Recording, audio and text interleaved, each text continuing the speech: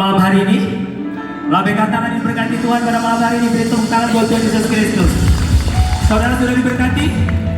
Saudara siap memberikan berkat hari ini?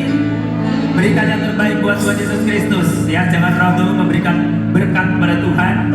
Alkitab berkata ada yang menyebar harta tetapi bertambah kaya. Ada yang menghemat secara luar biasa namun selalu berkekurangan.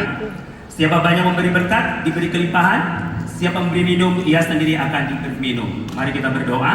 Bapa di dalam surga, Bapa yang kami kenal di dalam nama Tuhan Yesus Kristus, hati ini kami akan memberikan korban persembahan. Berikan kami hati yang penuh sukacita untuk memberi. Roh Kudus urapi kami agar kami dapat memberikan yang terbaik dari apa yang kami miliki. Berkati setiap tangan-tangan yang akan memberi korban persembahan ini, agar korban persembahan ini akan berguna untuk pekerjaan Allah, untuk kemuliaan Tuhan Yesus Kristus. Terima kasih Bapa, di dalam nama Tuhan Yesus Kristus kami siap memberikan berkat. Haleluya, amin. Ya, sambil menjalankan persembahan, kita akan lihat pemutaran video dan saya ingin bercerita sedikit tentang bagaimana Tuhan begitu luar biasa dalam kehidupan kita sebagai anak-anak Tuhan ketika kita memenuhi panggilan Tuhan. Dan Tuhan berkata, selalu bilang, harus taat dan jangan berbantah. Itu yang pada waktu Pak Daniel Panji telepon saya, Romel kamu harus pergi ke tempat bencana alam, coba suruh pergi ke Jepang ya, atau kemana gitu loh, tempat-tempat yang enak, suruh pergi ke bencana alam ya. Saudaraku, sambil saksikan video ini, dan saya katakan Pak Daniel saya akan pergi nanti setelah Natal Jaringan Doa Sekota Sukabumi, yaitu pada tanggal sekitar tanggal 8 saya acara Natal di Jakarta, kemudian tanggal 9 saya mau berangkat, ternyata tidak jadi berangkat karena tiketnya naik terlalu tinggi ya. Jadi akhirnya saya berangkat hari Rabu tanggal 10 ya, tanggal 10, dan tiba-tiba teman-teman Pak Romel nanti harus bawa obat-obatan. Wow, obat-obatan berarti harus beli belanja obat-obatan. Saudaraku, dan saya berdoa sama Tuhan, saya percaya ketika Tuhan sudah nyuruh, saat teman-teman sudah nyuruh, berarti Tuhan sudah nyuruh, saya harus belanja obat-obatan. Saudaraku yang kasih dalam Tuhan, malam-malam saya ditelepon sama teman saya. Tiba-tiba teman saya itu kebingungan kenapa? Dia nanya, saya mau nabur kemana ya katanya. Saya ini pengen menabur ke tempat bencana, kemana ya? Wow, kamu menelpon pada orang yang tepat seperti itu.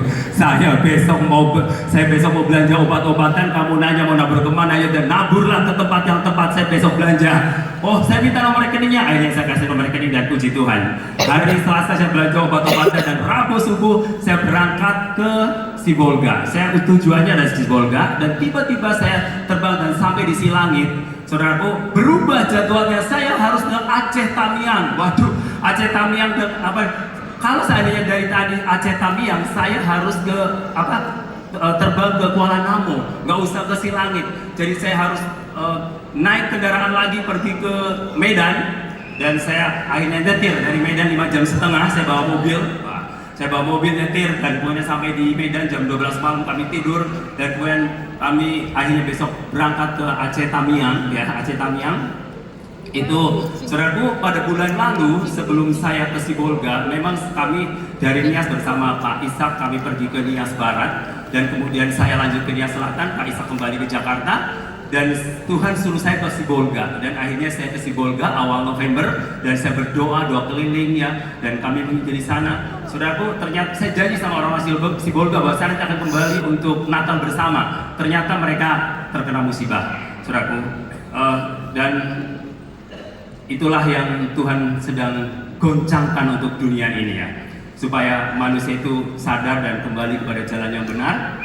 Dan saudaraku, pada waktu kami hari Rabu tanggal 10 ya, kami ke Aceh Tamiang. Ke Aceh Tamiang kami berdoa sama Tuhan, dan kami sampai di Aceh Tamiang jam 9 malam, dan itu tidak ada tempat tinggal, semua kena lumpur ya, dan tidak ada tempat tinggal. Dan saya makan di pinggir jalan bersama teman-teman, saya makan nasi bungkus seperti pengungsi lah pokoknya ya. Dan saya makan nasi bungkus, dan tiba-tiba ada seorang Muslim, dia datang untuk jualan makanan. Saya beli, waktu itu sayur keladi saya beli, dan dia tanya, saya tanya sama dia, punya nggak bisa nggak kamu masak untuk saya bisa bagi-bagi ke orang-orang di Aceh ini. Kalau dia bilang, ayo kita ke rumah aja. Akhirnya saya ke rumah.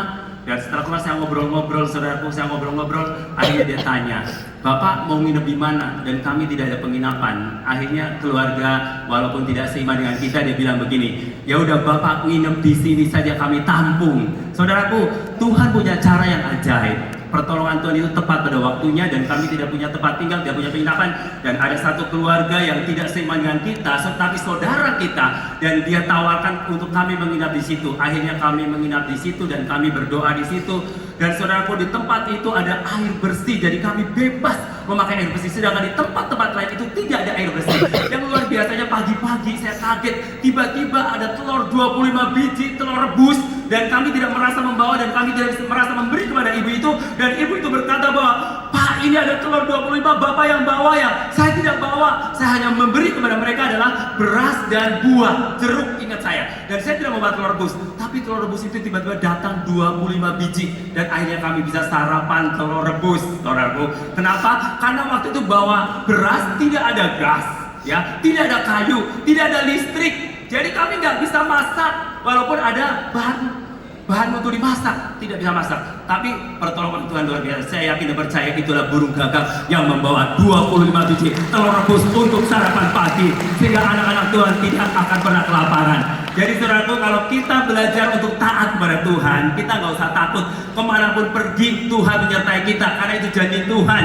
Kemanapun pergi, aku akan menyertai engkau sampai kesudahan zaman. Jadi penyertaan Tuhan bukan hanya zaman dulu, tapi zaman sekarang, zaman yang akan datang. Nggak usah takut ketika kita melakukan sesuatu untuk pekerjaan Tuhan. Amin. Haleluya. Tuhan Yesus memberkati.